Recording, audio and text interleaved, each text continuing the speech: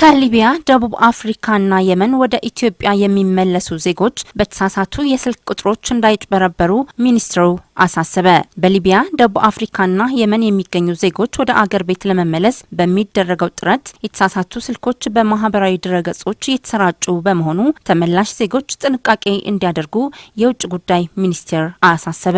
መንግስት በሀገሮቹ አስቸጋሪ ሁኔታ ውስጥ የሚገኙ ኢትዮጵያውያን ዜጎችን ወደ አገር ቤት ለመመለስ ከፍተኛ ጥረት እያደረገ መሆኑም ገልጿል። የውጭ ጉዳይ ሚኒስቴር በላከው መግለጫ እንዳመለከተው በሶስቱም ሀገሮች የሚገኙ ኢትዮጵያውያን ካይሮ፣ ፕሪቶሪያ፣ ሰንዓ በሚገኘው የፌዴራል ኤምባሲዎች መመዝገብ ላይ ሲሆኑ ወደ አገራቸው ለመመለስ የሚደረገው ጥረትም ጠንክሮ ቀጥሏል። ሆኖም አንዳንድ ወገኖች በተለይ በማህበራዊ ድረገጾች የተሳሳቱ ስልኮችን በማሰራጨት ዜጎችን አገራቸውን ለመመለስ የሚደረገው ጥረት ለግል ጥቅማቸው ለማዋል እየተንቀሳቀሱ ይገኛሉ ብሏል ሚኒስቴሩ።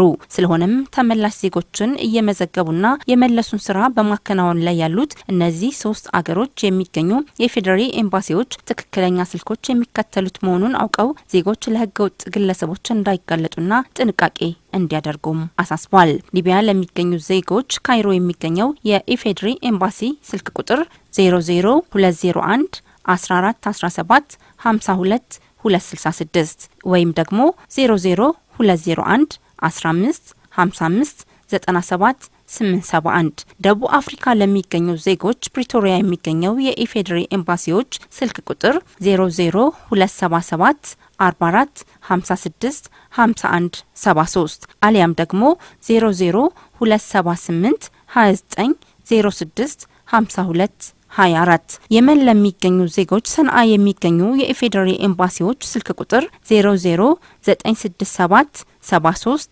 94 37 979 አሊያም 00967 73 35 98 462 00967 73 94 92 626ን እንዲጠቀሙ ሚኒስቴሩ አስታውቋል።